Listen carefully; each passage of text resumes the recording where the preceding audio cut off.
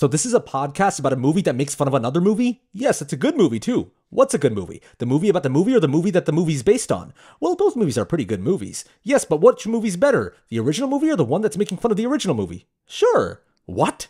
This is Spaceballs. That was very well done. Nice. You flew through that, you know? Thanks, Now, man. let's not harp on it, but, you know, you flew through that. You did very well on that. Yeah. And we'll leave the part in where I was like, this is a tongue twister, so let's see. Yeah, yeah. You know how, like, in songs, when a song ends and they're just like, I think we got it. Yeah, or when an album starts, how you hear, like, you know, someone in the studio be like, hey, you're ready to roll? All right, rolling. I'm not gonna lie, that always works for me, too.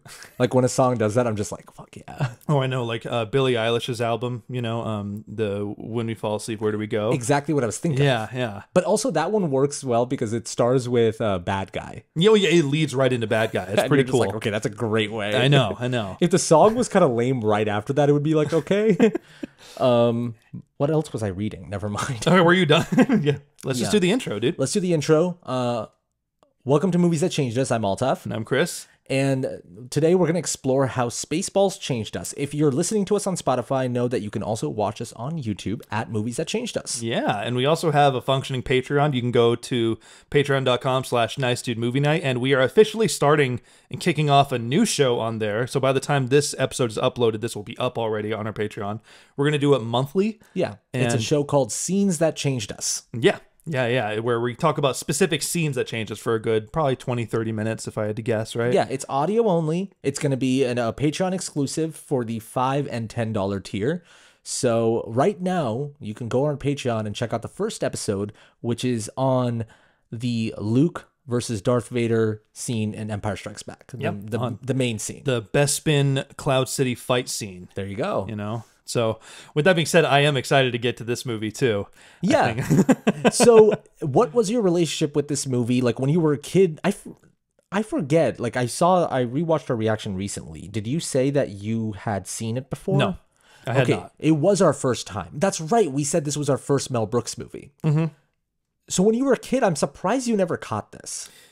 Yeah, yeah. I mean, a lot of people mentioned it to me. There were some jokes that people have quoted to me growing up, like what Helmet says at the end when he's like, "I am your father's nephew's roommates," whatever. I knew that joke. Someone told me that before, and maybe someone told me there was something called Pizza the Hut in it. Like I've heard of Spaceballs for a while. Yeah, but it was just a movie I never really bothered watching. I don't know why, but I just didn't as a kid. But I was really excited to get to it when we actually covered it on the reaction channel. Like this podcast is kind of like half a review for Spaceballs, but also kind of a celebration of that movie and the direction it took for us and our channel and the impact it had on us. Totally. Before we get to that though, I just want to explain my relationship with this. Like I like Star Wars. I'm not saying that like I'm not the Star Wars fan in our friendship. I'm a Star Wars fan, but my fandom goes as far as just the movies, like the main movies, the original trilogy, prequels, and the new trilogy. I've seen some of the shows like Mandalorian. What were you gonna say? Oh no, I was just saying sure. Oh, okay. I thought you were gonna correct me on something. I'm like, did I fuck up? No, you didn't. So the original trilogy, prequels, the new trilogy. I've seen Mandalorian, the first 2 seasons. Seen the Boba Fett show, the Obi-Wan show, seen Andor. So a pretty okay amount, you know. But you're like someone that's like read some of the material. You've played a lot of video games on it. You watched Clone Wars, the show, the animated show, and you have a deeper understanding of the lore behind it too. Yeah. I'm not as big a nerd as a lot of other people, but I do, I read a lot of Wikipedias. Yeah, you actually manage Wikipedia. Yeah, I'm a mod, and no, I'm not at all. But Chris is a mod for Wikipedia. Yeah. I've been a big Star Wars fan since I was a small child. I owned the VHSs and the whole deal. And I've mentioned this before. I think in the Galaxy Quest one, you mentioned this where you dressed up as like, who did you dress up as? At what point? Which I've dressed up as a couple when characters. When you were a little kid, when you used to like go with your mom. Oh yeah, but that I had an Anakin Skywalker costume. Yeah. As a kid, I think I had a Vader costume at one point, maybe. You know? I'm more or less mentioning the Anakin costume because you didn't wear that for Halloween. You just like wore that. Yeah, yeah. Because you've worn, obviously, like you dressed up as Kylo Ren. You did the all thing. But like what stands out to me about that story is that you just dressed up for fun to do with that. Oh yeah, I had a ton of costumes growing up as a kid, you know, and I had lightsaber toys. I had like one of those glowing Obi-Wan lightsabers that where you hit it and make a little sound, you know. Last week you sent me this video of this guy showing off like an expensive, like those high-end lightsabers that people have. Yeah. And you showed me like how this guy's is like $300, but it looks amazing. It sounds amazing. And you were telling me, you're like, yeah, I've just been watching this as like ASMR. Yeah, a little bit. Yeah, some of those videos are just really satisfying. When they go through all the sound fonts, that's what they're called, where it's literally like just the sound design of it changes. They have one. Well, this particular one that I watched was a video of, you know, the sound when in episode 2, Attack of the Clones. Remember when Jango Fett is chasing after Obi-Wan, or vice versa, Obi-Wan's chasing after Jango Fett, and he drops that bomb? Okay. Remember that when he does that, that crazy satisfying sound? Yes. They have a lightsaber font that's just after that sound, so when it waves, it just sounds like that rippling explosion sound.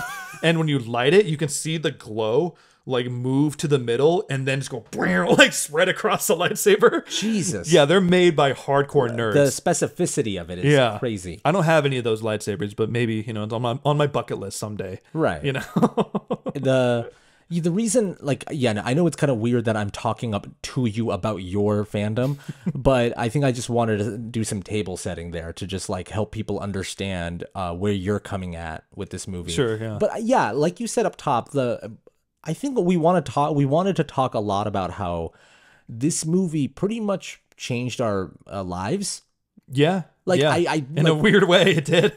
in a kind of weird way, but like it did. Like, you know, at first when I was thinking about saying that on the podcast, I was like, is that a hyperbole? I'm like, no, very much so. This is the first video of ours that kind of went like semi-viral. I don't know if you want to call it that, but it went really big. Yeah. Because the closest before that was probably our Ghostbusters reaction.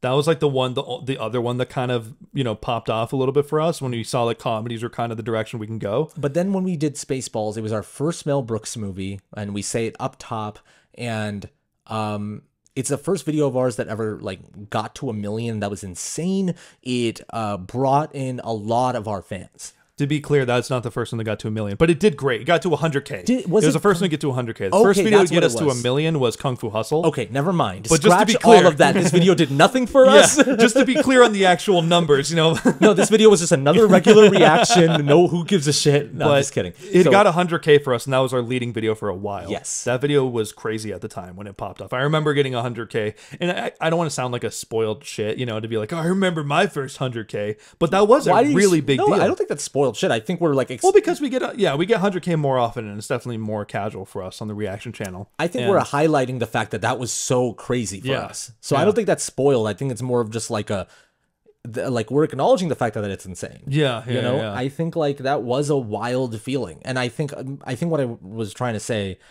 before you cut me off with actual facts was that it brought in a lot of our fans. Like a lot of the people that we have now, like a lot of the reason you guys are probably watching this video is you're probably from the Spaceballs video. Very, very likely. Your first video must have been the Spaceballs video, or maybe, you know, maybe like the Holy Grail stuff. But I know a lot of people like started with that one. And people go back to that one. There's many comments that say like, I rewatched this video a lot. You know, we still constantly get comments on that one.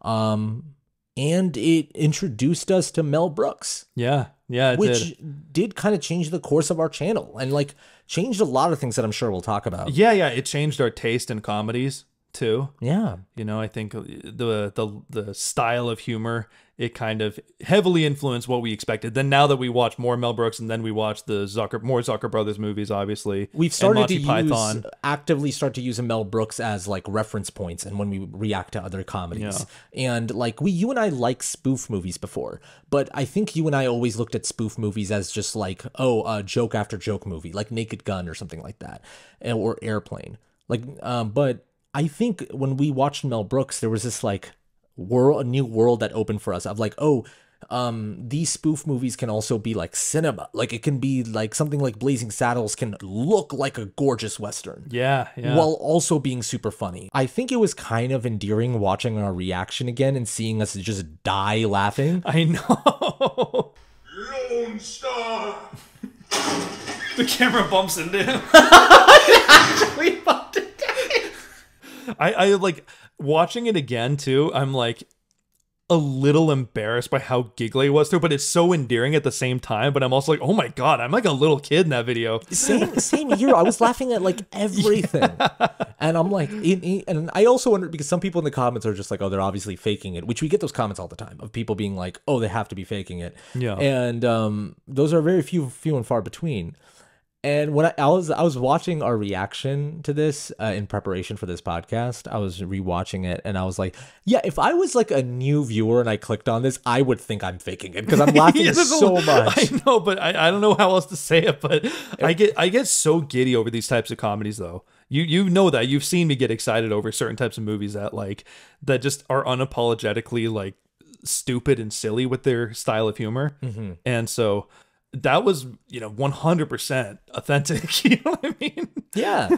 Likewise, I think for me, it was a mix of like that. It was like a really funny movie and there was like a joke after joke, that kind of thing. But also, I think I was throughout the movie really shocked at like the production value and like how I was saying like when the ship launches, when Princess Vespa gets in the ship with the dot matrix and they go off, I'm like, wow, they built that ship. That looks great. Yeah. And some of the sets looked amazing. And like, even when they go out and shoot in the desert, you know what I mean? With Lone Star and Mog and all them, like they all go, or his name is Barf. Yeah.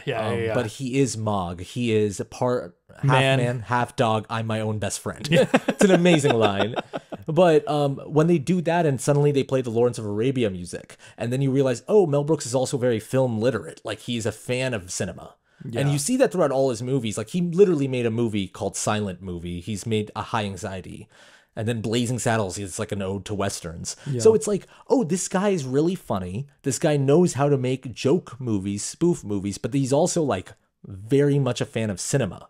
Yeah, I think I really saw those true colors when we watched Young Frankenstein in particular. I remember how like genuinely impressed I was by how well it understood what Frankenstein was, the story, and how well spoken, like the dialogue was at times and how well made it was. And so, like you said, it's just really cool to see. And I think a lot of filmmakers kind of are afraid to show that side of themselves, if that makes any sense. Where if they're like really talented and want to do these like, amazing sweeping shots, it has to be like a real dark drama or whatever it is, something serious that like wants to move you. But Mel Brooks is like, here, I have these skills, but I don't feel like fucking like trying to be serious about them. I'm just going to put dumb jokes in them, but still have the talent behind it. Well, then his core partnership with like Gene Wilder was really proved to be this like great collaboration because Gene Wilder also was, I mean, there's this famous story of Young Frankenstein of Gene Wilder wanted to like, he's like, okay, if you and I were writing this together, I am going to write it as a serious Frankenstein movie. And then you come in and you will add the jokes and everything and we'll mix together. But both of them are so funny. Yeah. But then both of them had this like urge to be like, we want to make something that's real. You know, it's a real film, Jack. No, exactly.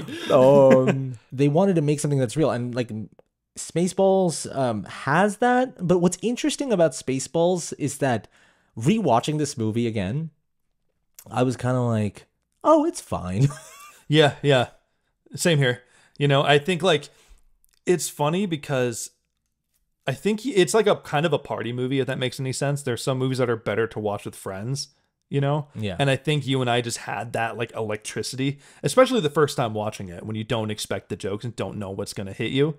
Well, yeah. And we also didn't know what Mel Brooks does with his movies. That like, okay, yeah, he will have this elaborate set just for one joke. Yeah. Like, you know what I mean? He will have this big statue of yogurt and they all suddenly feel like they're in Wizard of Oz going to meet the Great Oz or whatever. Yeah. And suddenly it's just this guy that comes out. He's like, yeah, I'm yogurt. But all of them are like, yogurt the wise. And we didn't expect that. You know what I mean? Yeah. And now I think like we have seen Blazing Saddles. We've seen Young Frankenstein. We've seen Men in Tights. We've seen History of the World. And I feel like now going back to Spaceballs, like 2 years after we did this reaction, feels kind of like, oh, this feels like, okay, this feels like more of what Mel Brooks usually does. And some of the jokes are not as funny as they are in his other movies. A lot of the jokes are mostly like, look, it's Star Wars, but in the real world. So it's just like, oh, like a parking sticker behind the car. It's like a ship, but it's a Winnebago. It's stuff like that. Yeah, and I also wonder, like, contextually, how many Star Wars spoofs there were at the time on that scale. You know what I mean? Because we're also kind of desensitized to Star Wars memes and jokes and, putting... This movie came out like 4 years after Return of the Jedi. Yeah, which I remember that was like a criticism people had. People were kind of saying, why is it coming out so late after Star Wars? When it first came out. But also, I feel like that's so recent. That's what people said, when it came out, funny enough. Oh, but you were just saying, people were saying that why did it come out so late after Star Wars? Yeah, that's what people said. Oh, what I was saying is that I was kind of surprised by how like recent like Return of the Jedi was, and then Spaceballs was. Oh, I know. I was just I was relaying to you. I was like, I know, but that's what people said. Oh, okay. We're about to drive each other insane. No, but what I was saying. Yeah, exactly. Okay. But yeah, no. So I saw like an interview, like I saw like a little blurb that Roger Ebert wrote for his review that was basically like Star Wars spoofs have basically been exhausted. And so this is kind of just feels a little too late. Interesting. Okay. And so there must have been more like, at least like Mad Magazine style spoofs or like other style spoofs that were already out there. Yeah. And it's been 40 years where we're really going to go back to Star Wars. This movie wasn't a huge hit, and considering like Mel Brooks's like filmography. I mean, like Blazing Saddles were over 100 million. Young Frankenstein was a pretty decent hit. Robin Hood Men in Tights was. Spaceballs did like okay. Yeah. I know that. It's funny. I remember looking it up after we first reacted to it. I was like, oh, this is kind of a middle of the road Mel Brooks movie. A little bit compared to his other ones, Yeah. And it was really cool that we got to go into like the really big swings, obviously like, the Blazing Saddles. Yeah. And Robin Hood. But I still, like, when I rewatched it, I remember feeling like certain jokes, I remember exactly how you and I reacted to it. Yeah, like it's interesting because the movie itself, like I said, there's still, we'll get to some stuff, but there's still like really funny stuff in this movie, like really funny bits.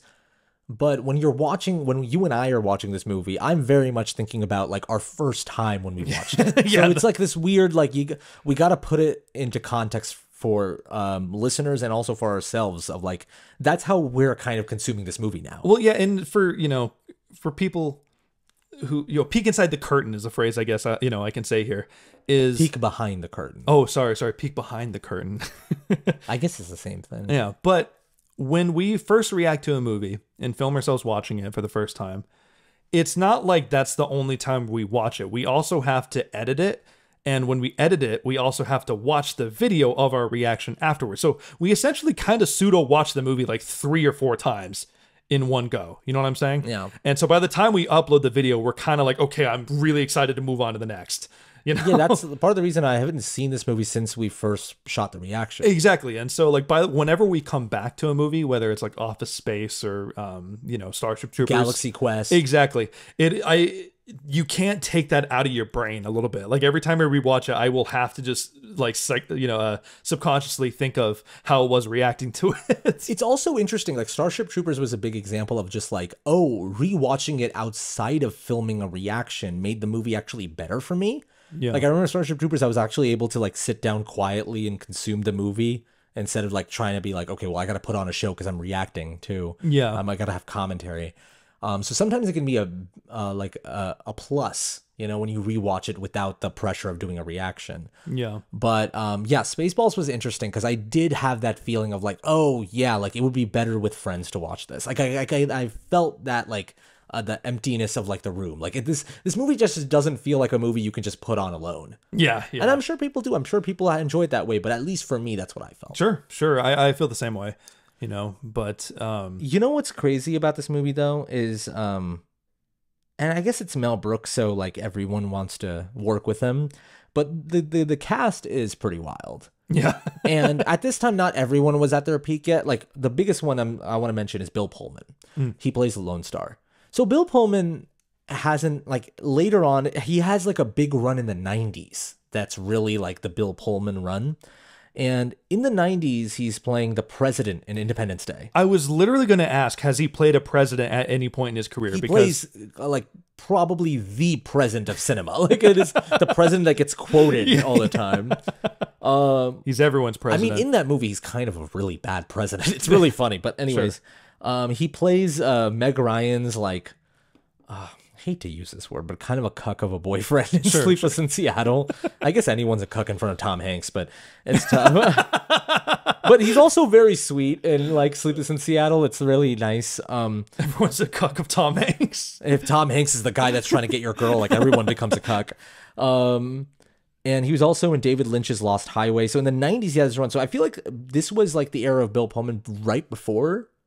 And it's just interesting seeing him in this type of movie. Sure. Because in a lot of his other movies, he does kind of play a different version of a doofus. Yeah, even in the 90s. Yeah. But this one is like where it's like cranked up to 100, where he's like, whoa. Yeah. Where he kind of planted those seeds a little bit. John Candy is probably the most huggable movie star you've ever seen. I know, man. Bless that man.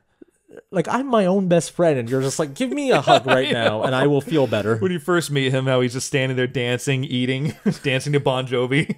That GIF I had seen, I've seen so much. Okay. And I don't know if I'd seen it before I saw the reaction, but I just feel like that's such a popular GIF. The GIF that I saw... his ears perking. Like, I don't know. Oh, maybe.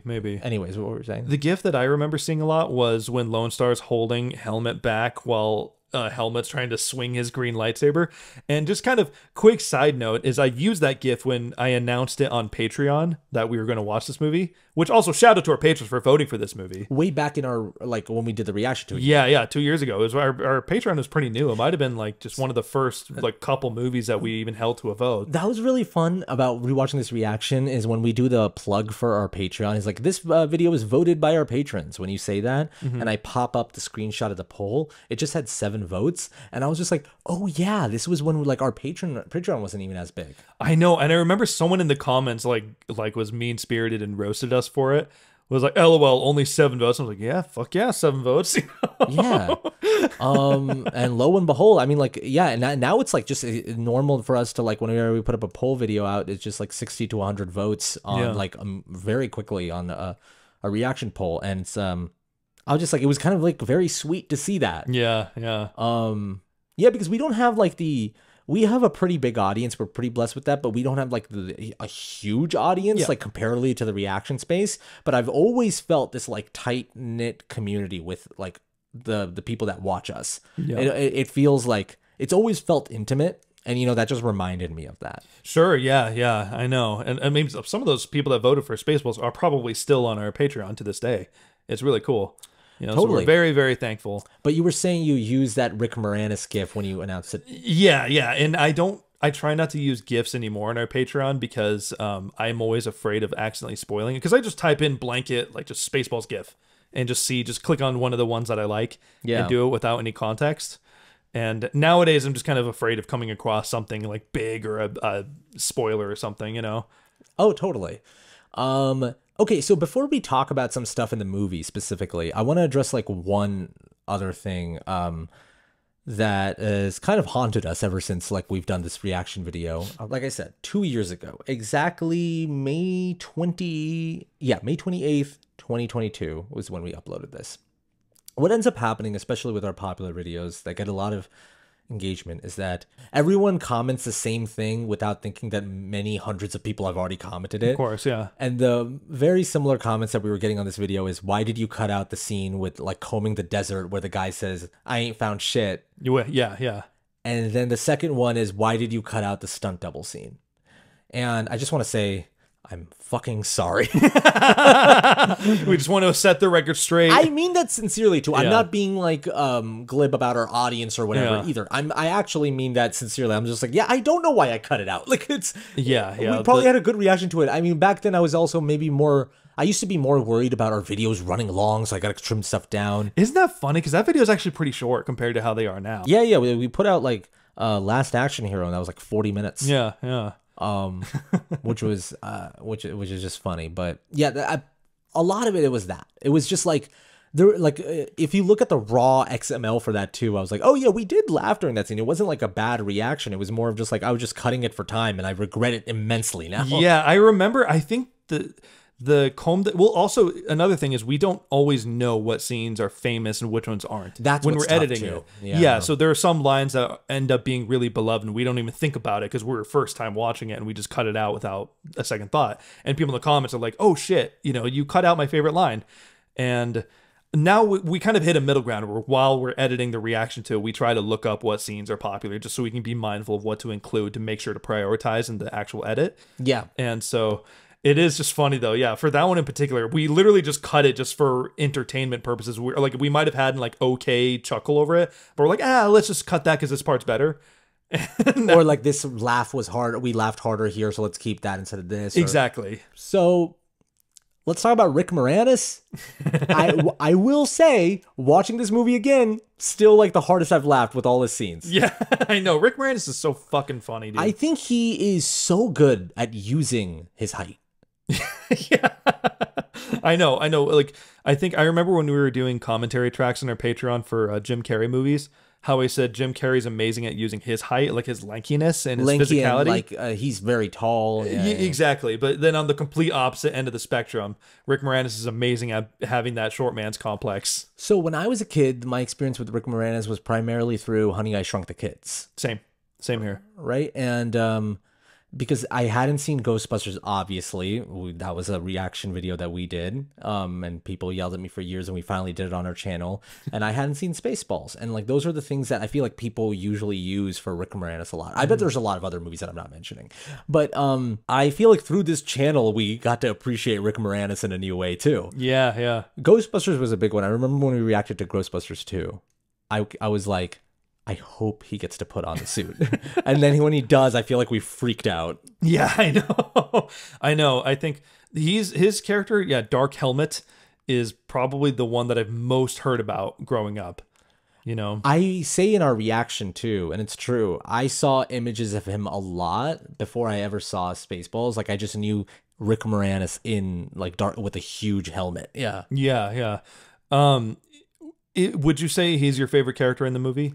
It's tough. I really like Yogurt. In the short amount of screen time that Yogurt gets, I also like President Scroob. I do think this is the funniest Mel Brooks has been in his own movie. Okay, yeah. That being said, I haven't seen a silent movie, Producers, High Anxiety. Like I know there's a lot of Mel Brooks movies I haven't seen. Yeah. But my favorite that Mel Brooks has been is actually in this movie. Sure. I mean, he plays two characters in this one. Yeah. He probably plays two characters in other movies. I bet he does. I can't think of it off the top of my head. I know he does it in Blazing Saddles as well.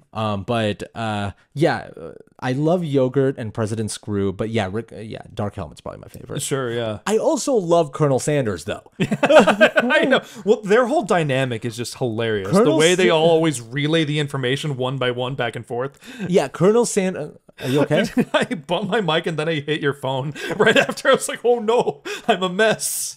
He really freaked out. I was like, it's not a big deal. No, I was just laughing for a second. No, Colonel Sanders is played by George Weiner, and his dynamic with Rick Moranis is really funny. Yeah.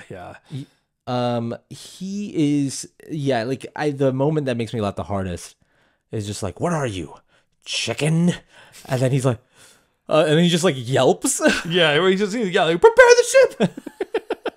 Yeah, he has the most Colonel Krennic energy that Ben Mendelsohn brought to... Director Krennic, Ben Mendelsohn we're talking about? Sorry, Director Krennic. The energy that Director Krennic has in Rogue One, if you don't remember, played by Ben Mendelsohn, is kind of the same energy that Colonel Sanders is giving in this movie. Where he's always disrespected by the superiors and is always under high stress. And kind of freaking out every other... Yeah. It's really good. But I mean, the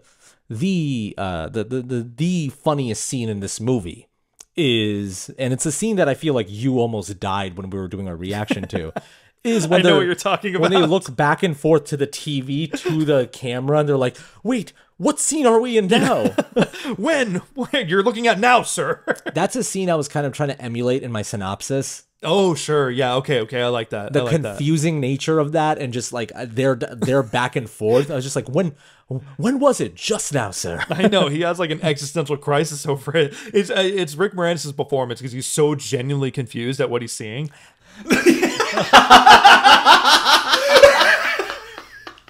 I think the movie's at its best when it's at this level of silliness. Yeah. Yeah. I feel like when the movie's smaller jokes just don't work that well for me. Sure, sure. And you know what's funny is like, and this is okay because literally they don't have John Williams to do this movie. As cool as that would be, just quick shout out. But Yeah. you can feel the lack of a score through some of the scenes.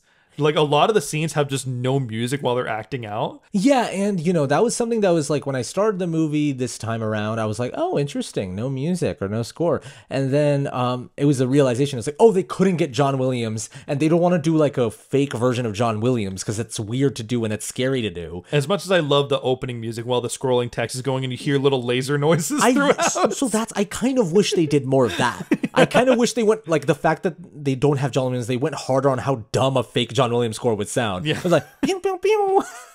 Like if that was throughout the whole movie, it would have elevated it a lot. Yeah, and so like the bit that really works for me is still when the ship turns into a maid that has a vacuum and that's how they're sucking the air out. Yeah.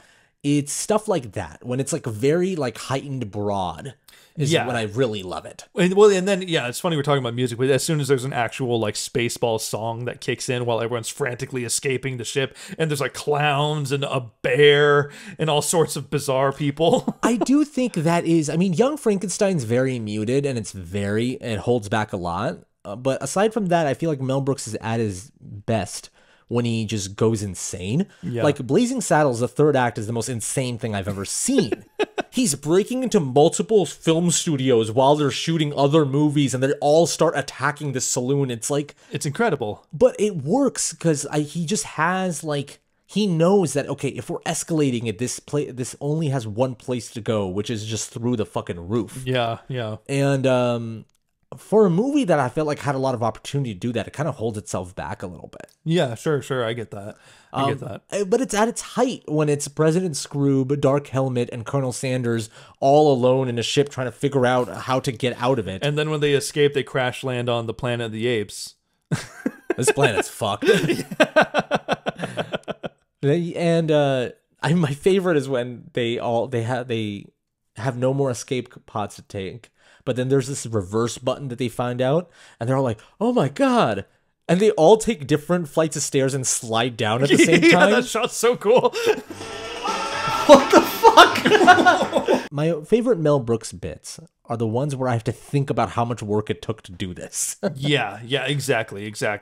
I think crafting stupidity, that's something that we just value so much on our channel. You can go through any of our reactions and we have that. The Monty Python movies, the Zucker Brothers movies, Mel Brooks is no different. But we didn't watch Holy Grail until like we did Spaceballs. Yeah. And we not only realized that like, there's actually craft that can be put on display while having the dumbest jokes possible. Do you remember that I had laryngitis when this video uploaded? No, what? You don't remember that at all? Not at all. I straight up lost my voice during that time. I wasn't, because we lived together at this point, and Yes. I wasn't home during then.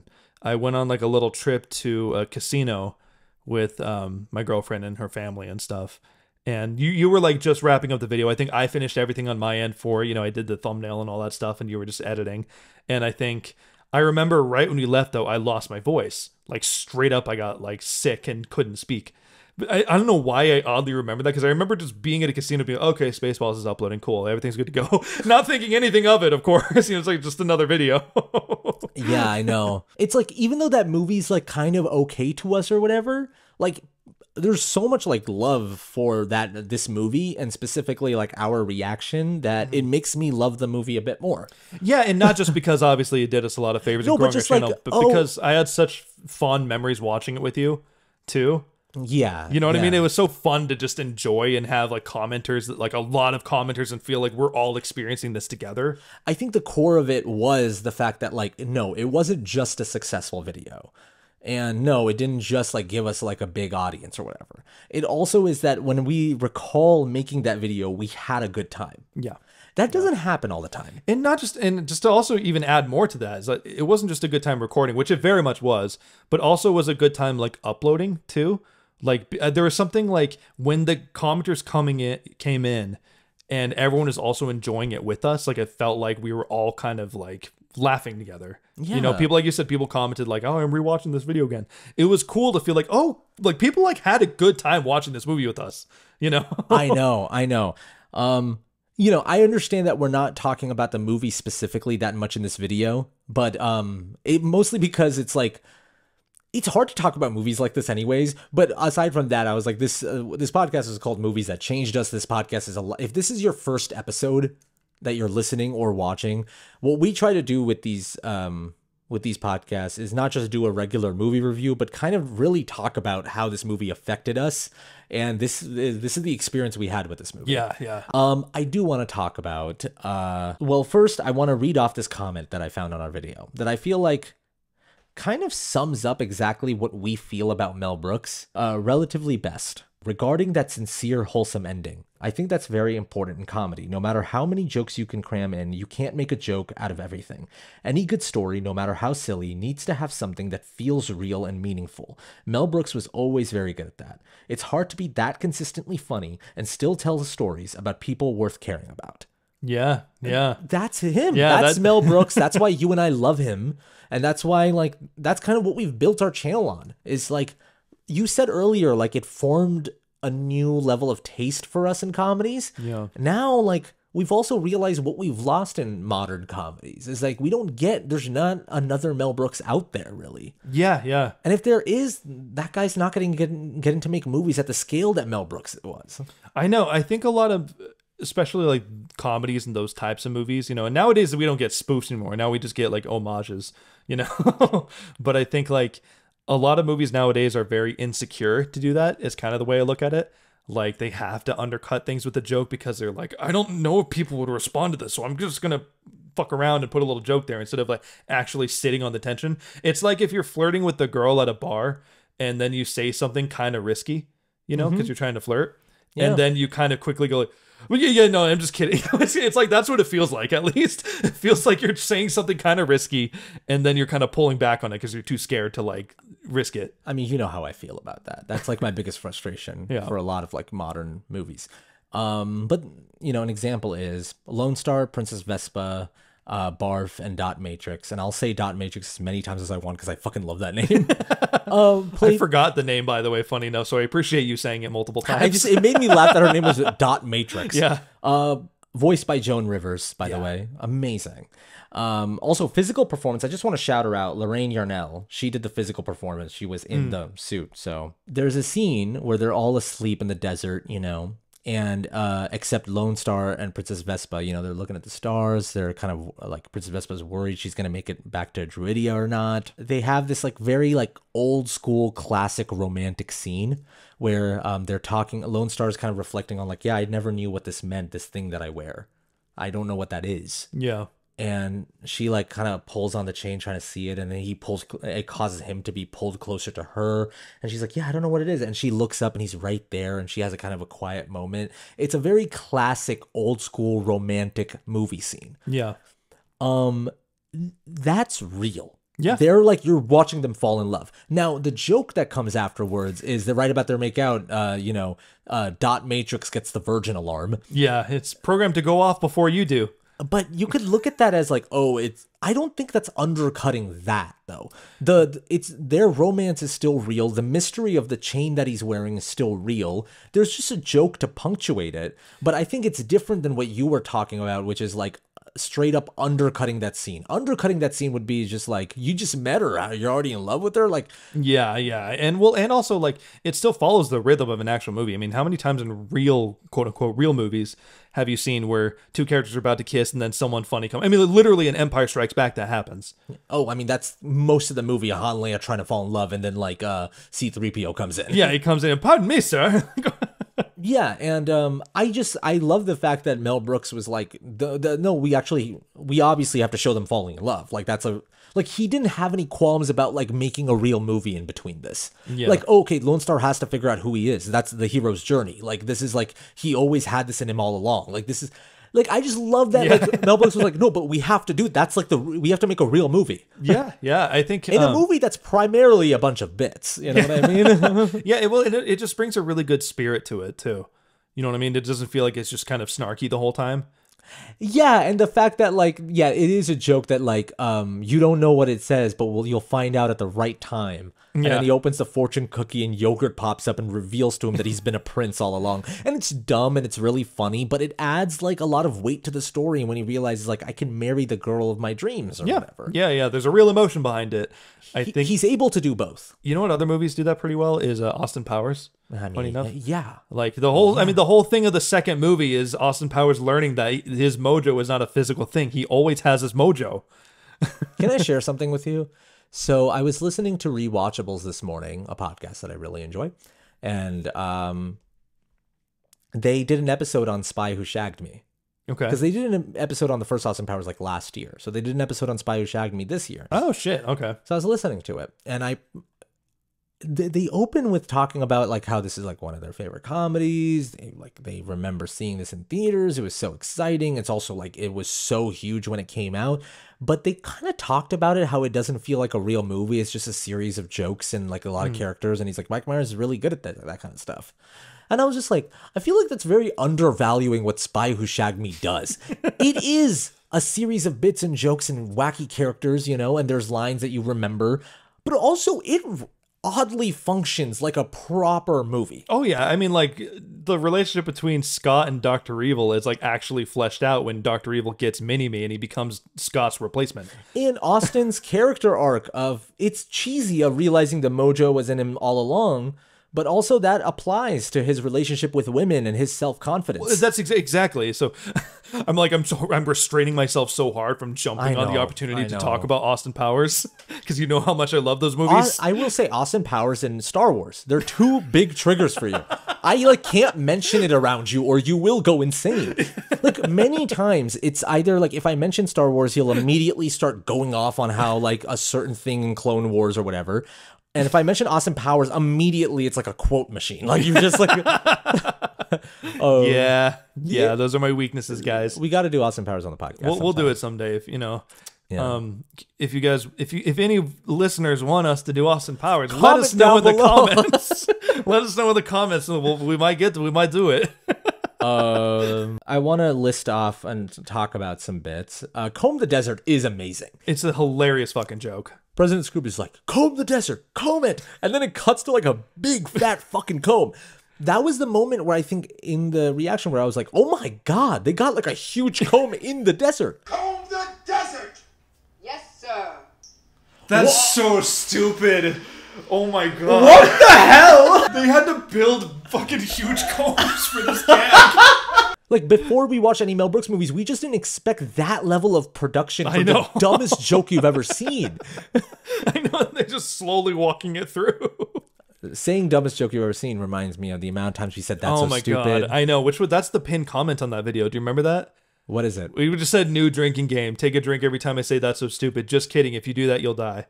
It became our kind of catchphrase, and every time we react to these comedies, we try not to say that anymore. It became kind of a thing. There were like as much as we kind of really are fond of this video, it also made me kind of more insecure than ever about my performance on camera. Well, that happens naturally, right? Like this was but for like a big video though, it hits you harder when you're not used to it. Well, that's what I was going to say, is that we had never had a video reach this many people. And so what ends up happening for a lot of creators that have a big video like this is that they end up finding there's you know, with a lot of great comments, there's also those mean ones that are like kind of hypercritical about the way you're speaking, the way you're repeating something, or maybe they don't get you laugh too much, you're annoying, talking too much. And it did cause us to overthink some stuff. I feel like 2 years later, we have come around to it now. Yeah, but well, both have coexisted. Like, I'm used to that sort of thing, and I'm sure you are too, obviously. But also, I have adjusted myself and listened to criticism that I've had. So, Comb the Desert is really great. Going back to some of the bits, the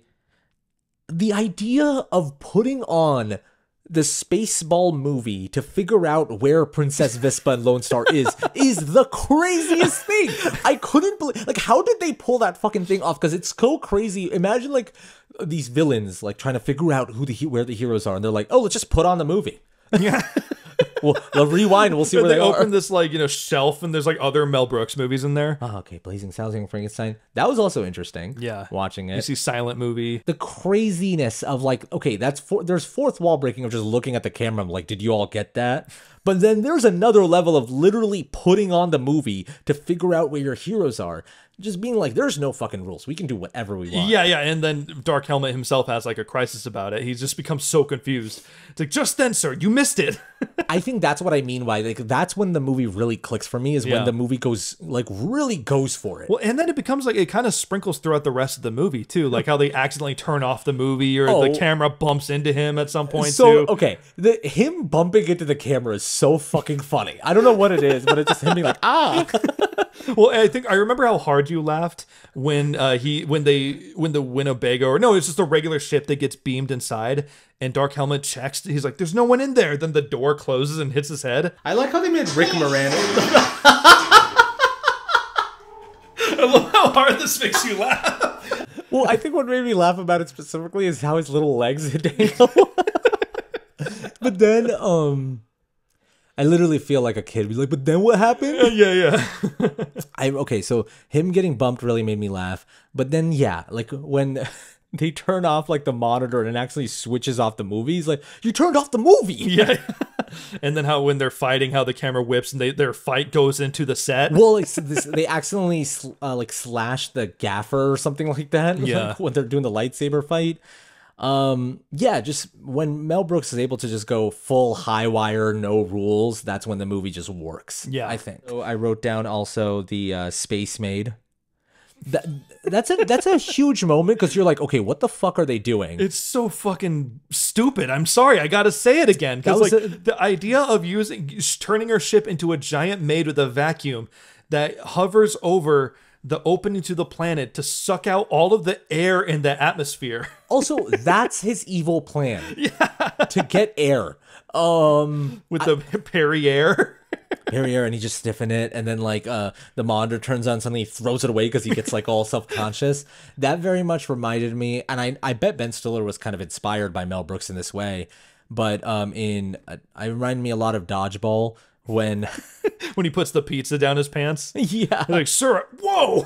And he's like, oh, knock next time, or whatever he says. I do feel like a lot of the comedies that you and I grew up with, I just wonder how many of those guys that were making it, like, or how many Ben Stillers there were that were like inspired so much by Mel Brooks. Yeah. I mean, I know Nick Kroll talks about it a lot, and Nick Kroll ended up producing and starring in the History of the World Part 2. And now there's a Spaceballs 2 coming out. Yeah, and but there's like a lot of these like you know, comedians that are like in that Gen X age group always talk about like the inspiration that was Mel Brooks, you know? Yeah.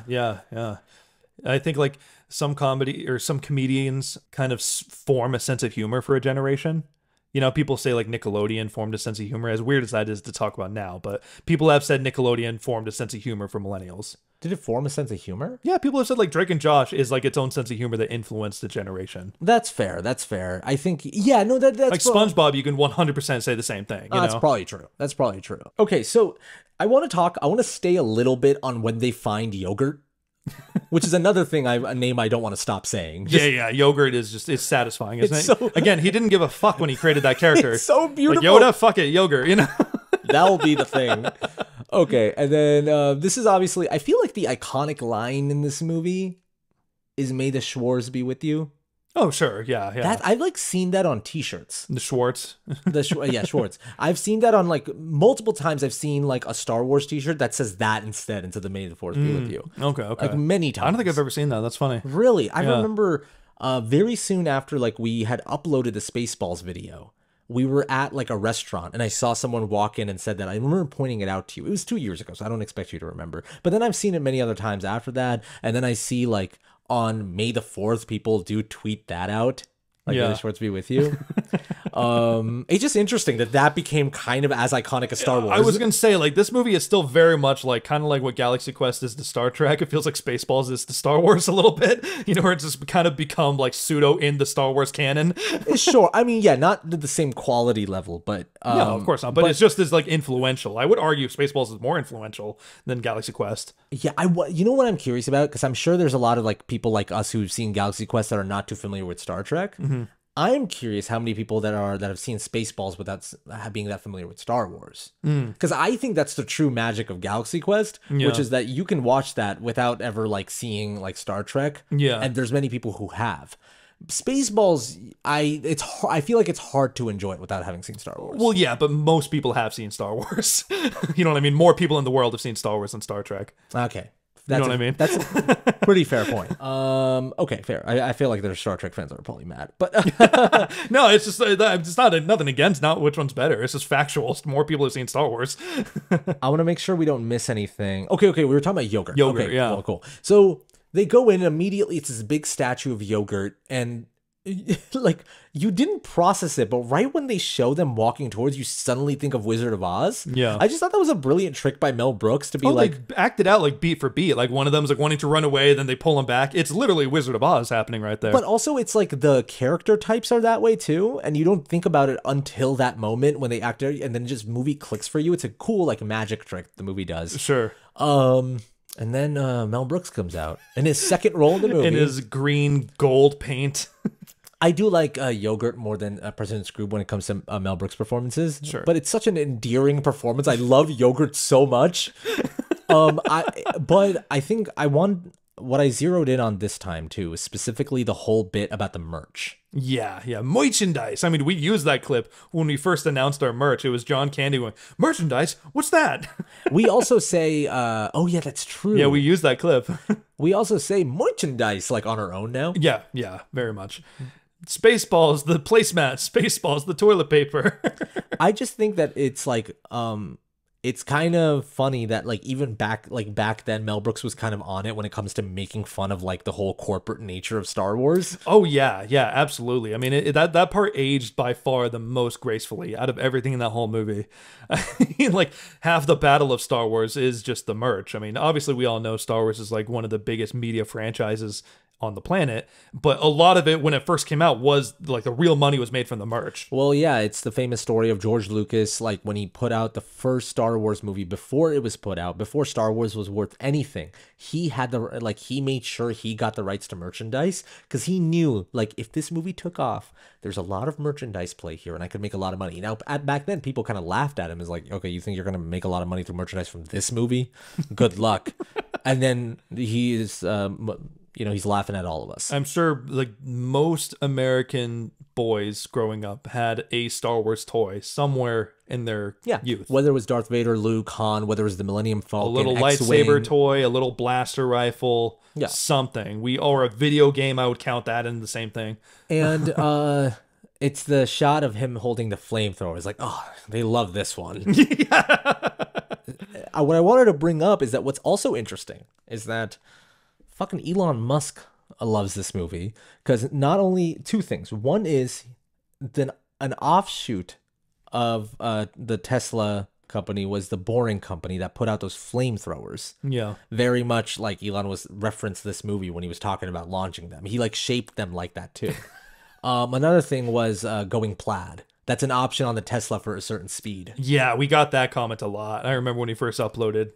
Yeah, and so that's just really funny to me. Yeah, well, and also the fact that Mel Brooks got permission from George Lucas to do this spoof, but George Lucas said, you can't do merch based on it because I don't want anyone confusing it with Star Wars merch. And so they made a whole storyline in the movie all about the merch, but there's no official Spaceballs merch out there. It's kind of genius. Is there really none? No, he wasn't allowed to do it because George Lucas didn't want anyone confusing them. I wonder how many people have like sold offshoots of the Spaceballs, the doormat, or Oh yeah, on Etsy or something like that. I guarantee if we look it up, we can find little rings.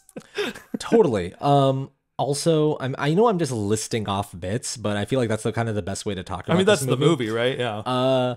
I want to talk about probably one of the most demented bits in this entire movie. I think I know which one you're going to get. Pizza the Hut. Oh, Pizza the Hut. Yeah, of course. Wild. One of the weirdest fucking things I've ever seen. I was watching that last night. I'm like, am I on fucking acid? Like, what is this? Especially when he like starts to chew on it. He's like, well, and it's some silver guy. Like, you don't really, he's not, I don't think he's spoofing anyone in particular. No, is I he? think that was a spoof of an 80s like television presenter or something. Especially the way he was talking. It's like, I want you. Got it. Okay. Because I was thinking in purely Star Wars terms. And I was like, is he supposed to be like, I don't know what?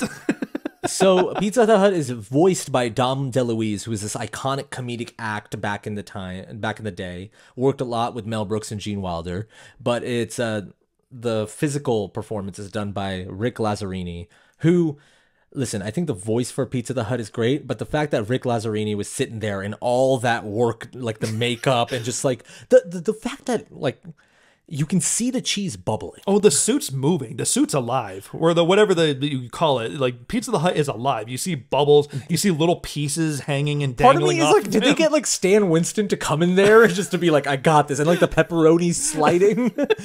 The shot that disturbs me the most is when the pepperoni comes to his mouth and just sits there. Do you remember? Oh that? yeah. You see this one little droplet land right there. Who thought of that fucking idea to just be like Jabba the Hutt? What's a spoof of him? Pizza the Hut. Like Pizza Hut. I don't know. Let's do it. I wonder how often, because you always hear that comedians, when they're like pitching jokes or writing jokes and they're reading it out loud, they're never laughing. They're like, oh, that's funny. Oh, that's funny. Sure. I wonder how Mel Brooks is in the writing room, because he wrote this with two other writers, you know? And I wonder what he's like. I wonder if he's laughing a lot at his own jokes or whatever. I know that for a man his age, he's in his like late 90s now. Yeah, is he like 98 at this point? Let's look it up. Let's get it right. I was gonna say, I'm pretty sure I just saw a thing that said he's 98, and he's still standing straight. He's still delivering jokes with good timing. Yeah, so the guy's 90 years old. He's recently got an honorary Oscar. So Nathan Lane and Matthew Broderick presented the award to Mel Brooks, and he's immediately doing bits, and I'm like, I'm sorry, I won't sell this award next time. And he's like... I know, he still commands a room. I remember I texted that link to that video to you. It was on YouTube. And you were like, how the fuck does he have the energy to just do bits like that? Yeah. You know? I know. And he still is like laughing. He's still emotional. I'm not saying you don't feel anything when you're old, but you know. I'm just saying, I bet he's also like, when you're older, you're specifically very emotional. He's so present though, is what it is. Sure. Yeah. No, it's so true. I think Nick Kroll was saying that when they were making History of the World Part 2, Mel Brooks was semi-involved as much as he could be with a man at his age in the production of the show. And he would call in and pitch jokes to them. That's so nice. Nick Kroll would imagine being called by Mel Brooks with like ideas. He's like, so I was thinking, and like Nick Kroll would be like, it's a weird feeling of Mel Brooks pitching you a joke. And you saying yes or no to him. One of my favorite real Mel Brooks stories is he was on Conan telling the story. So he was getting honored in Hollywood, and he was able to do like outside of the Chinese theaters, you'll see a lot of celebrities with their footprint and their handprint cemented, and it's usually a whole ceremony that they do before they put their hands in the cement, and it's always there, and you can go see it. Robert Downey Jr.'s is there, you know. I like this story. So Mel Brooks was saying on Conan, he's like, I wanted to do something special because people, you know, usually put their hands and then their feet and then they smile for the picture, and it's on cement and it's nice, but I wanted to do something, you know, I want to do something more. So I got an extra finger. Yeah, he holds his hand up and he has like a whole ass extra finger. So if you go to Hollywood outside the Chinese theater and you look at Mel Brooks where he put his hands in the cement, there's an extra finger in there. So cool. I just love that he was like, what could be a really funny kid? Yeah, what's my little stinker joke? And that's kind of his legacy. If like a kid goes to see, there's like, what's that extra finger doing there? Mom! And like, it's just, I love the idea that no matter like when Mel Brooks passes, like, he'll always be making someone laugh on the streets of Hollywood. Yeah. There's something very beautiful about that. Yeah. It's literally just imprinted in the ground, in the land of Hollywood. Overall, I mean, this was less a podcast episode about the movie, more about just like the feeling this movie gives us and the feeling that Mel Brooks gives us and how much joy Mel Brooks has provided to us. Yeah. And how much joy our audience has provided to us.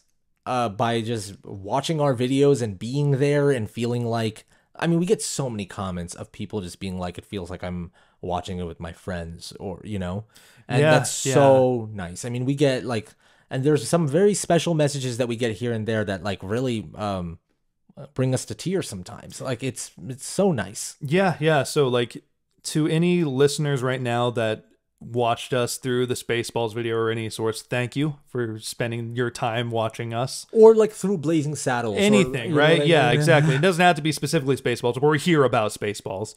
And thank you to Mel Brooks for making these movies. Seriously, I just feel like I feel so grateful that like I was, because Mel Brooks is 98, we don't know how long he's going to be with us. And so while he's alive, I'm glad that I got to experience his work and understand the joy that he's brought to so many people through our channel. Yeah. Watching these movies on this channel, I can say some of his movies are just like some of my favorite movies. Like Young Frankenstein and Men in Tights are just genuinely one of my favorite movies now. Yeah, same here. You know how much I think Young Frankenstein's my favorite Mel Brooks movie. Yeah, I mean, probably same. It's probably a tie between that or Blazing Saddles. Blazing Saddles is also so fucking good. It also, Mel Brooks helped me experience Gene Wilder in a new way. You know what I mean? Yeah, super true. Thank you guys so much for watching. Thank you guys so much for listening. We really appreciate it. Thank you so much to our patrons for supporting us again and again. And if you're not part of the Patreon, again, just want to plug the new bonus episode, the new bonus podcast that we're doing on a Patreon of Scenes That Changed Us. We're talking about the Luke and Darth Vader scene in Empire Strikes Back. It's fucking awesome. I'm going to run my mouth a lot in this one. Stay nice, dudes.